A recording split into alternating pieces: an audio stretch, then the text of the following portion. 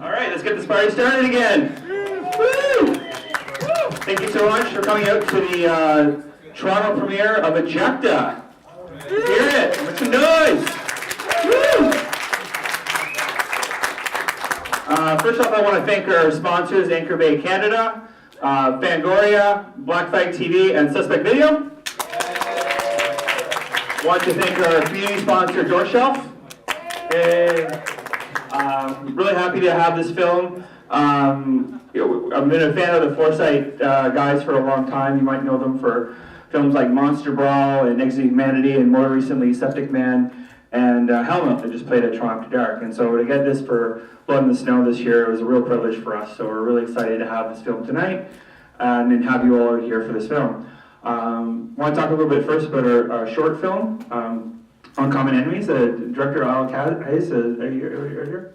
Yeah. Yeah. You want to come up here and say a few words about your film? Yes.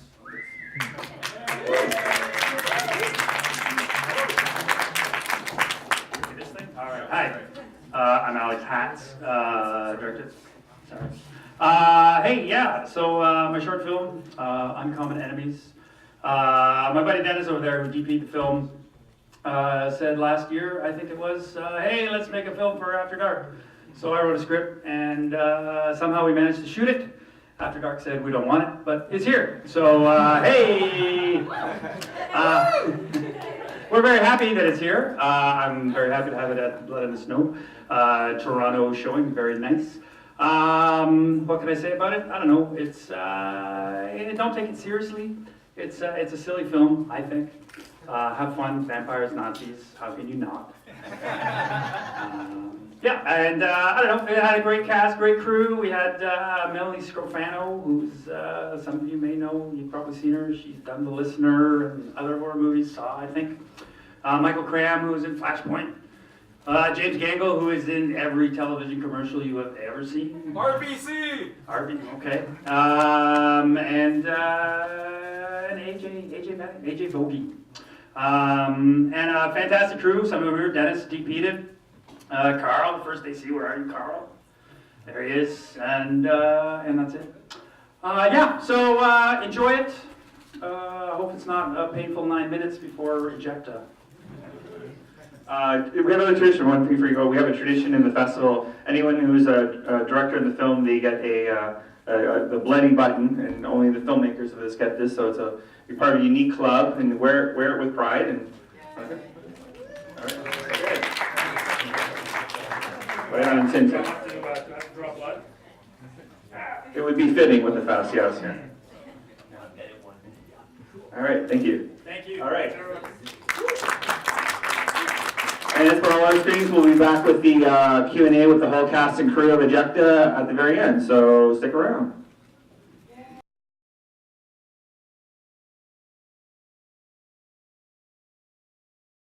No, it's been a really good time, and really thanks to Kelly and his crew for having us out. And I really enjoyed the short film before. It was fucking awesome. Yeah, it was really funny, and I noticed some of our crew worked on that as well. And no, I really enjoyed it. Yeah. Great. So actually, let's bring over your team up here. Yeah, absolutely. Okay. All right.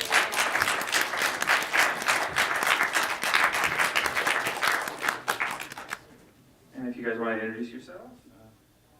Yeah, my name is Matt Wiele. I'm one of the co-directors. Chad Archibald, the other director, couldn't be here. He's shooting another film, and one of the hardest working guys you'll meet. And yeah, glad to be here. Hi, I'm Tony Burgess. I wrote the thing. I'm Lisa Houle, crazy chick. Julia Richings, crazy guy.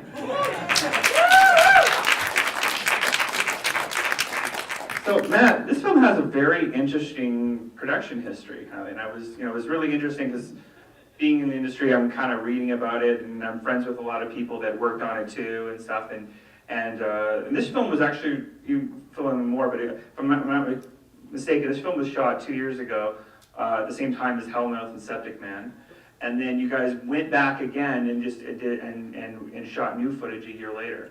Do you want to talk about the process of that and how we got the film that we see today? Yeah. Yeah, it was kind of, I don't even know how to talk about it, but it was really. You should lie. Yeah, no. The honest to God truth was we set out to shoot, again, 2+ years ago, went out to shoot a found footage film. And not that we weren't happy with what we were setting out to shoot, but ultimately we were concerned because found footage turned into the bastard child of horror films. And as far as the concern of getting a film out there, we kind of felt that we had to change it. And when we looked at what a lot of found footage films that we're doing that actually got out there, they had different elements of POV cam as part of the plot line. And we felt that there was a real ability to take a lot of the initial concepts and take those POV elements and weave them into the story versus making it about just a guy going to film this event. And I think that, yeah, like a lot of creative endeavors, as I'm sure anyone here can attest, what you set out to do initially is very rarely what you end up with. And I think that was a massive learning for us, where what we set out to do with originally was not at all what we were going to end up with. It was really hard. And then how did that affect, obviously, the writing process? Because you had a script initially and obviously changed quite a bit. Were you brought in again, okay, we need to do a script rewrite and do this a year later? And how did you feel about that and what you see on the screen here now? Well, like we did the 3 films in a very short period of time. It was a while ago, but it was over the course of like 5 months.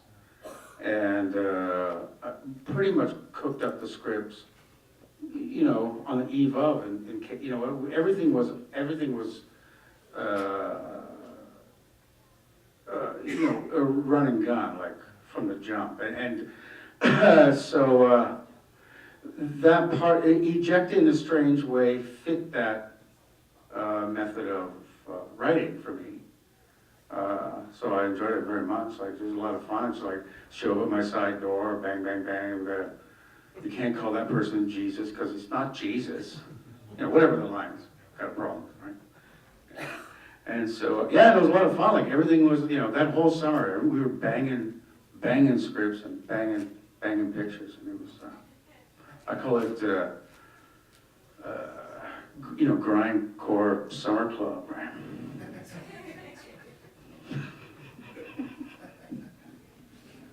It's my answer. Questions from the audience?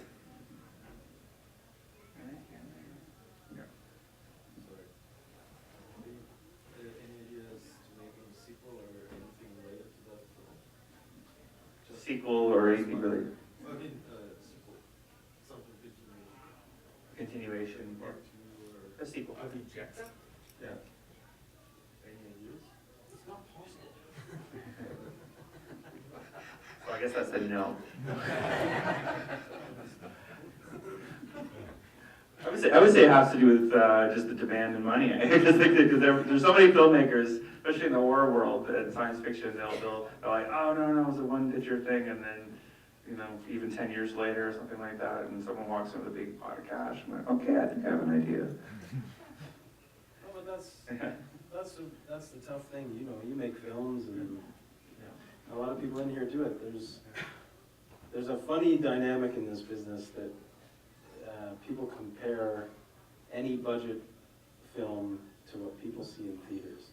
And I think that's a very bizarre thing, because most Italian restaurants are not compared to the finest of Italy, or it is, and I mean that as a creative industry. It's very tough to be in a situation where people think you make a movie, it's going to be on screens. It's not on 3,000 screens. It's on a single screen in Carlton Theatre in Toronto, and yeah, it's just an interesting business for that, or an interesting culture for that, where people kind of assume that there's a lot of money or ease involved, and again, from a few minutes to a 150-minute film, or whatever you do, it's really hard to do, and that's why I think it's commendable to anyone who actually gets out there and does it. And I think Unless they make a bad No, fuck it, that's great. No, if you do it, it's great, but, anyways, point being, there's no large amount of cash to make a part two, is what I'm getting at. Well, I think it's commendable that, you know, when you did it, because sometimes people will just dig their heels on it and kind of, it's, you know, no matter what, even if it's not working, they'll just kind of be, but I think it was great that you guys had the flexibility to go, okay, we can make this better, and I think, and what I think, you know, I don't know if the audience agrees on that too, but it's, I don't think anyone would have known, seeing this, that it was done in two parts like that, in two pieces, and two directors, and over, in such a time difference too, between it like that too. It worked, it does look like that was the intention, at least from my perspective, watching it, how fluid that the whole film was. I've said this before, and it's what makes me sort of, it alienates me from viewers, I guess, that this, I think this is one of the best fucking movies ever made. I seriously have a fucking great time with this movie. I love it. So Lisa, I guess you were mainly brought in a year later for doing the wraparound like that too. You want to, and so what was your process working on it at that stage of the? Yeah, just kind of quick getting caught up, I guess, to where they were and what was going on, and they sort of showed me what they had done quickly, and we shot it very rapidly in the dead of the night, and it was yeah, kind of hard to picture it all together at that time of shooting, but we were up in a airport hangar in Hollywood and just doing our best to try to make that part have some sort of a sense, so it would fit together. It was 2 nights, wasn't it? Two Yeah. 18-hour days or something, I think, back to back. So anyway, but speaking of, went out like freaking hyenas. Personally, for me, it was probably easier than for Lisa, because she got parachuted into this thing that was changing dynamic as we shot it. But it was very exciting to be part of.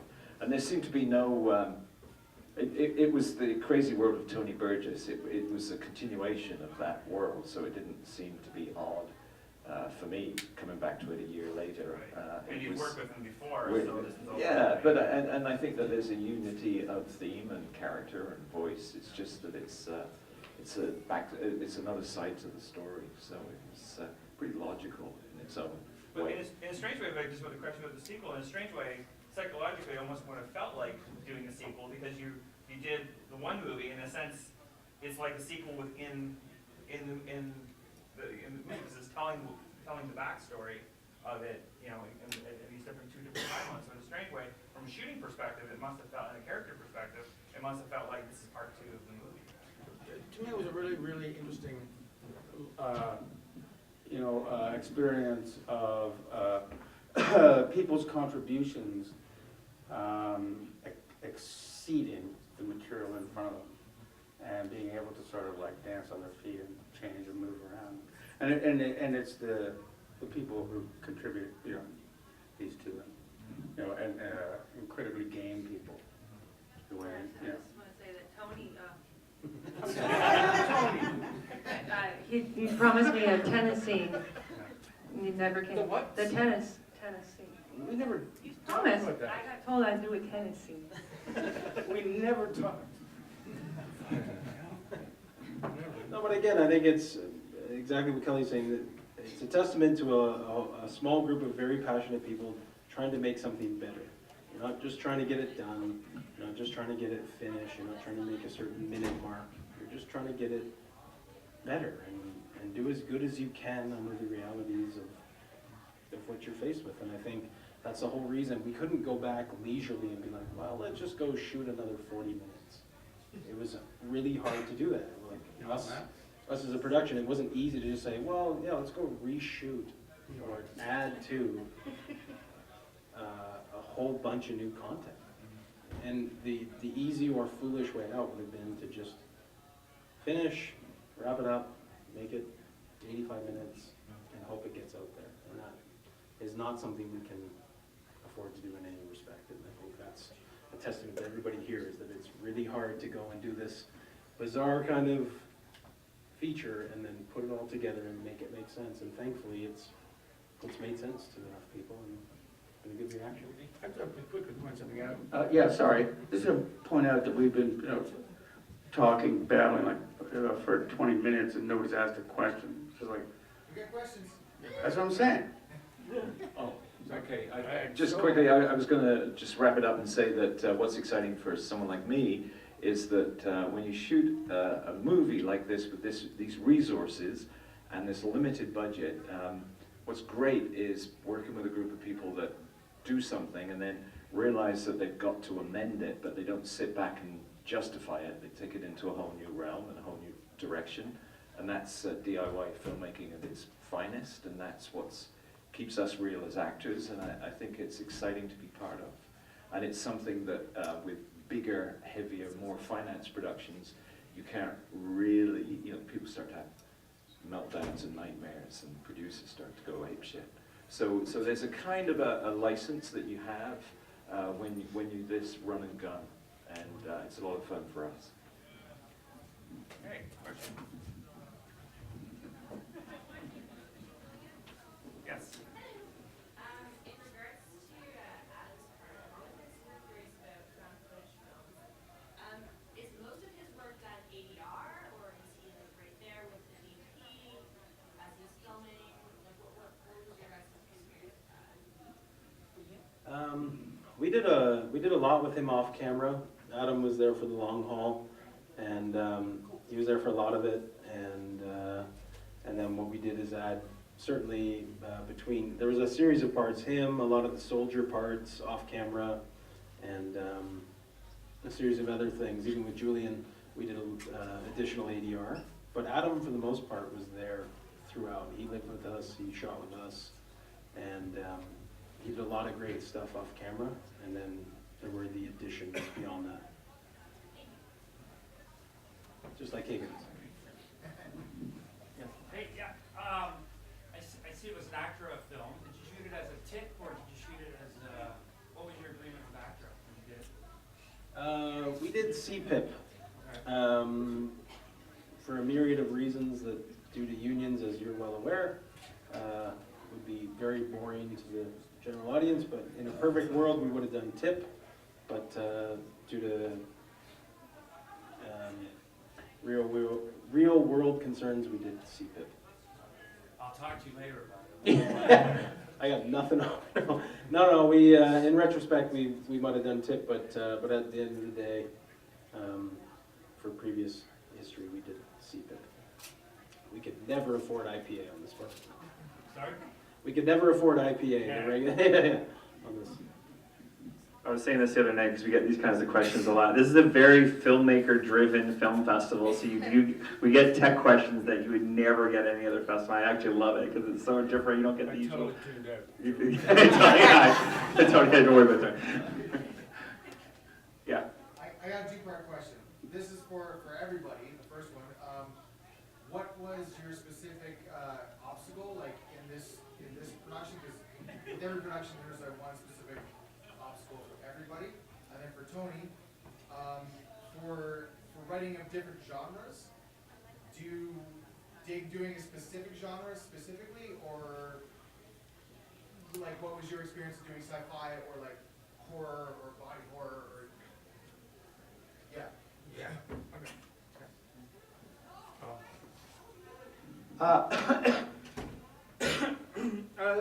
That's answerable in a number of different ways. One of them is work just that I had the 3 different people in front of me for each film, telling me what kind of film and making intelligent references and terrific story ideas and different things, but very different.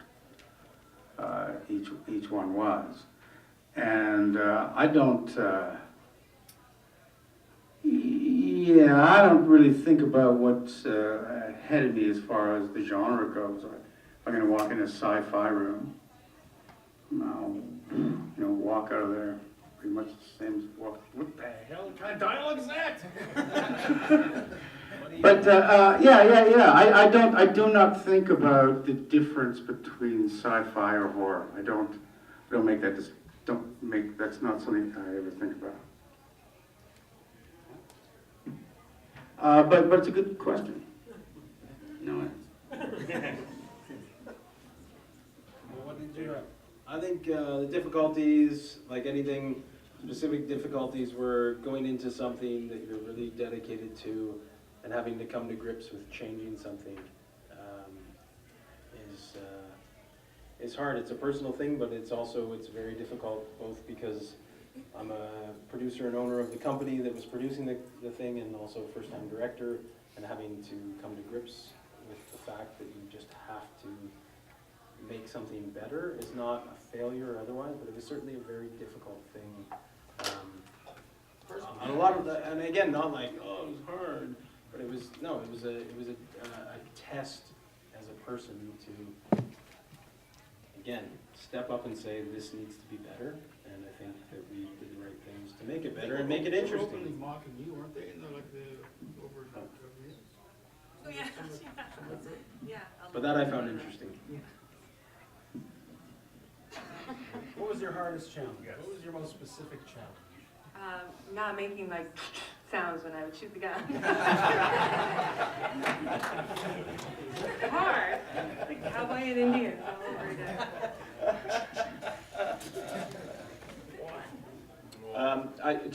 Carrying on from Tony, it's hard as an actor to act sci-fi or act horror. You just act, and so you tell the story. And we were very fortunate that the first round through it was found footage, so you had to be very real. And so by being very real, you sort of found who you were. So that when I realized that coming back a year later, it wasn't such a difficult thing. And I leave it to the other people to kind of imbue it with this stylized thing, that amazing techno 70s beat, and then all those things. Those are the extra things on the outside. But as an actor, you just go in and you do it. You don't kind of think too much about style. Yeah, well said. Anything else? Okay. Well, I think that's what wraps it up. Oh, I have to give you your, you got, Oh, what? What do we get? we'll get the pin, yes. Like I said at the beginning Got one there. between four of us.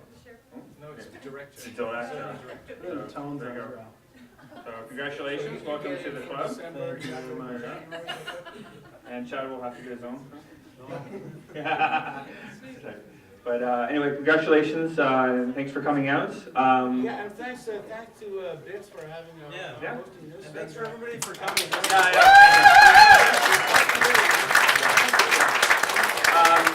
So stick around, at 9:30 we're going to show Bloody Knuckles, a really cool film. The filmmaker from Vancouver has flown out for the screening. A really, really fun film. I really recommend sticking around for that. Also tomorrow night, our closing film is Kingdom Come. One of the actors from Ejecta, Roy Barrett, is the star of that film, so make sure you come up for that.